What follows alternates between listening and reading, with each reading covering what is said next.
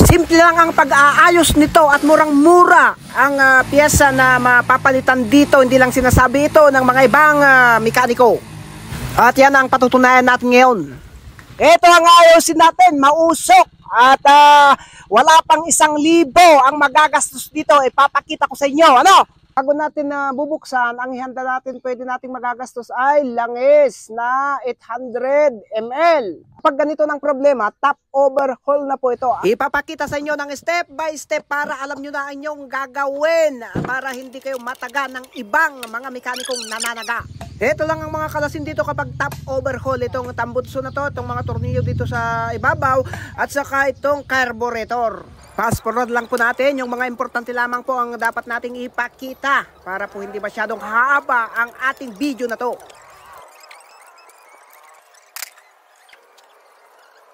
At bali ito, natanggal na po natin ang cover niya dito sa taas. Ang susunod na kalasin dito ay yung itong 3 tornilyo na to. Tignan mong mabuti, yung nagsabing kapag umusok daw ang motor ay libo-libo nang magagastos. Ayan, bali nakalas na po natin itong pagtupian na to. Ayan, ang susunod, tanggalin po natin itong 2 rod na to. Saka yung 4 na tornilyo dito na nagkahawak sa block, kinakailangan lang gagamit ng socket rings. Pabilisan lamang po tayo para po may pakita ko na yung dapat lang papalitan dito. Bali natanggal na yung 4 na tornilyo at saka itong tambutso at saka carburetor. At ito na, iangat na po natin ito para po may pakita sa inyo ang dapat lang palitan dito at ayusin na wala pang magagastos na 1,000. Ang magaling po kasing mekaniko kapag inihahataw po yung motorsiklo na umuusok ay mapakiramdaman po nila kung meron ng tama yung block at saka piston ring. Pero nung ito, hindi pa natin binaklas, napakiramdaman na po natin na wala pong tama yung piston ring at saka block. Kaya ako nasabi kanina na wala pang magagastos dito na 1,000 para lang po may paintindi sa inyo, actual na i-check up at ipapakita sa inyo itong block na to. Ayan, hinahawakan po natin, hinahaplos po natin, wala po tayong mapakiramdaman o makita nga tama nitong block. Pero kung mekaniko kang hindi lumalaban ng pata, sasabihin mong meron ng tama itong block na to, kinakailangan ng iparibor o kaya palitan para gagastos ng libo-libo yung customer. At itong piston ring, ayan, mapakiramdaman dito kung may tama na talaga.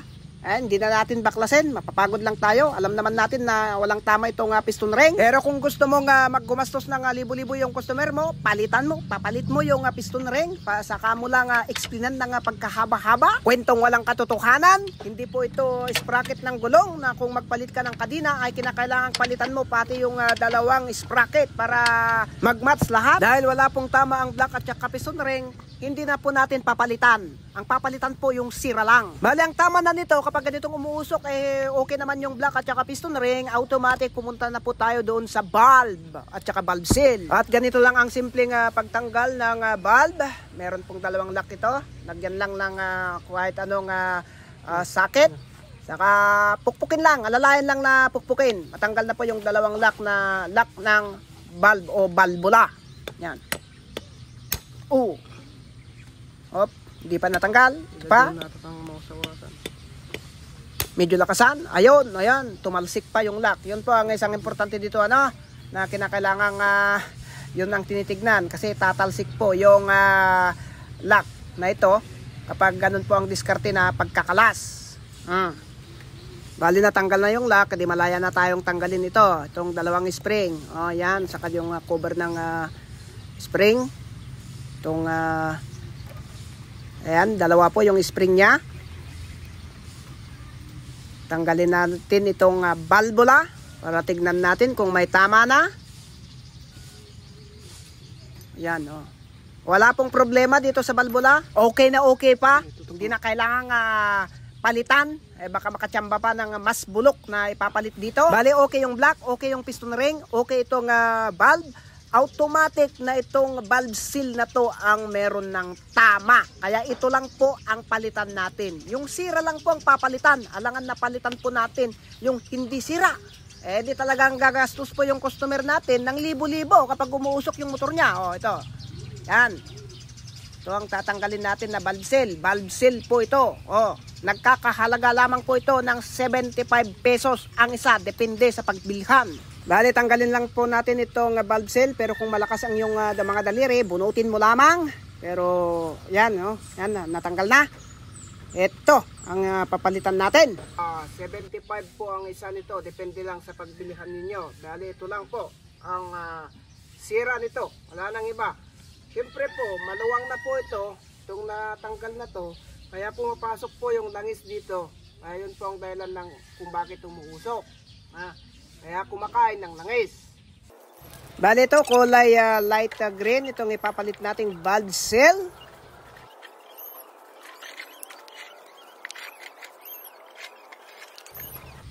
Bali, hanapin lamang po natin yung tama nito. Kasi marami pong nalilito dito. Ito, medyo kunting lumuwang na yung butas. Ayan. Mahirap pong hanapin yung tama nito kung minsan. Yung mga iba nalilito. Ayan, nakita na po natin. Meron ng tama. Merong punit nito. Yan, merong kunting punit.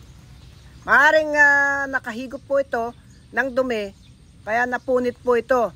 Ganun po talaga kasi kapag yun po ang problema kapag ang motorsiklo, ito punit.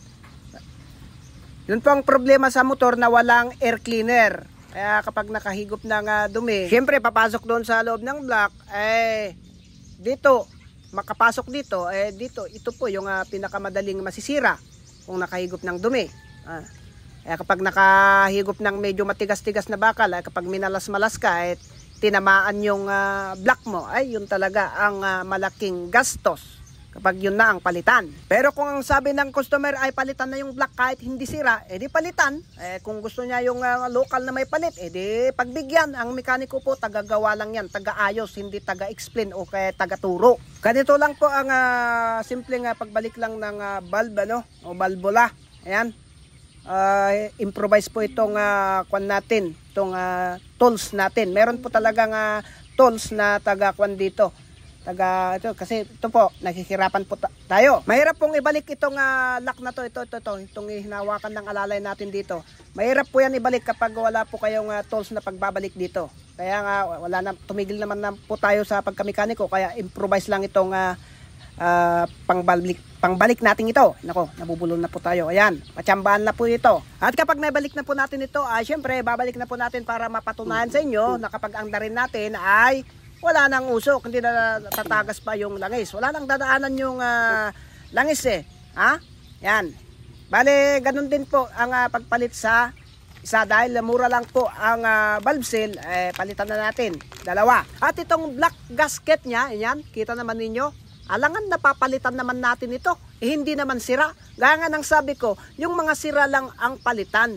Bulok-bulok na nga yung motorsiklo ng customer kung minsan sinasamantala pa para lang makabinta ng pyesa kung minsan nako. Okay pa ito. Kaya balik na natin to. Walang sisingaw dito. Depende kasi sa pagbaklas ng makina. Siyempre, normal lamang po na masisira yung gasket kapag binabaklas. Pero meron po kasing kagaya ko na maingat magbaklas, hindi po masisira yung gasket. Pero kapag na-disgrasyang nasira yung gasket, di siyempre automatic palitan. Dahil hindi nasira itong gasket nga, ay wag na nating palitan. Balik na lang natin. Ang 4 na tornilyo, linagay na po yung isa. At saka pahigpitan lang ng husto. At ito na ang step by step na lalagay natin. Ito po yung tandaan yung mga baguhan na mga gumagawa o kung gagayahin ninyo ito. Ingatan nyo lang kapag ilalagay nyo ito dahil kailangan may tama sa tamang paglalagyan niya. Kasi kapag hindi yun naitama, makukulog po ito dito sa loob. Abay, babaklasin nyo ulit ito. Itong block niya. Para lang makuha ito kung nakulog. Medyo maselan lang ito ng konti dahil kapag ilalagay nyo ito, dahil ito po ang susunod, medyo may tendency pong makuhulog ito. Ingatan lang na ibalik, saka ilagay na yung 3 tornilyo sa kaigpitan.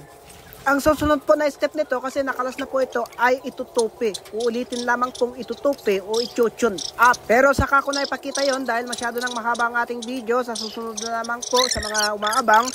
Dahil ang pinag-uusapan lamang po dito at gusto kong patunayan sa inyo, ayun pong inayos natin. At andarin lang po natin para may pakita sa inyo na wala na pong usok. Dahil ito, ang gasket niya dito, hindi naman po nasira itong rubber gasket niya. Ibalik lang din. Hindi na kailangang palitan pa. Kung nasira, saka palitan. Bali po, ibalik na lang po natin na to. Yung tatlong tornilyo, kahit naman sino kayang magbalik ng tatlong tornilyo. At saka itong carburetor. Dahil bulok-bulok na po itong motorsiklo, yung tangke po nito ay kinakalawang na po. Kaya pumapalya kapag yun ang pinaglagyan ng gasolina. Kaya ang pinaglagyan natin ng gasolina, ito 1.5 lamang para siguradong malinis. Ganun talaga kapag yung tangke ng motor ay nai-stack, bihira lang gamitin, kinakalawang po yun. Linisin na lang natin yan kapag mayroon tayong kunting time. Magtyaga muna tayo dito sa 1.5 na tangke. Bale ito, trial na. Oh, yan eh. O, ayan po, kitang-kita naman ninyo. Wala na pong usok o langis na bumubuga dyan. Ha? Itutok lang po natin dito sa harapan. Saka natin tiga-tigahan itong gas niya para tignan natin kung magbubuga ba ng langis. Oh, bali yan. Kitang-kita naman ninyo. Ako na ang binubuga. Oh, ayan. At ito pa po ang napakasimple na importante na hindi alam ng iba. Huwag po kayong magpapaigpit ng tornilyo kapag mainit pa ang makina. Ganito, mainit po yung makina kasi inangdar po natin. Tutukan lang muna natin ng electric fan, saka natin ibalik yung tambutso. Bale, ang nagastos lamang po natin dito ay umabot lamang po na 350 pesos dahil 200 pesos po yung ordinaryong langis na linagay natin na 800 ml at saka yung 150 pesos yung valve seal. Depende lang po sa pagbilhan ninyo. Alam nyo kung bakit hindi sinasabi at ginagawa ito ng mekaniko yung sobrang simpleng pag-aayos kasi lagi po silang binabarat. Nababarat po talaga sila. Gaya ng pag-tune up po ito. Kapag ako ang nag-tune up dito noon, nung kasagsagan ng mekaniko pa ako, 5 minutes lamang po, tapos na po, na-tune up na po. At ang singil ko ng tune up noon ay 250 pesos. Sa 5 minutes na yon, sobrang mabibigla yung customer. Babaratin ako. Kasi 5 minutes lang natapos na kagad, 250 pesos lang. Pero kapag paglulukuhin mo yung customer, na kapag i-tune up mo, palitan mo yung langis kahit okay pa yung langis, kahit alam mong mamahalin yung langis na linagay, ang presyo 700, palitan mo lang ng presyo ng 200 at saka palitan mo yung spark plug kahit alam mo yung spark plug na nakalagay original na 750, palitan mo ng mahigit na 100 lang. Tapos kapag idrin mo yung langis, bugaan mo ng compression air. Kahit naman pareho din, kahit hindi mo yan bugaan. Kasi yung loob ng makina, merong pakurba-kurba yan. Pareho lang din. Pero makikita niyang marami kang ginawa. O binugaan mo pa ng pressure air. At kung ano-ano pa ang kukuti-kutin mo dyan na hindi dapat, saka ka maniningil ng labor na 350 o 500. At saka nakabinta ka pa ng materyales. Ay nako, pupurihin ka pa. Tapos, bibigyan ka pa ng tip. Kesa naman sa gumagawa ng totoo na lumalaban ng patas, lumalaban na nga ng patas, binarat pa. Kaya alam niyo na kung meron mang magagalit sa tutorial nating itong pagbubuking o pagsasabi ng totoo.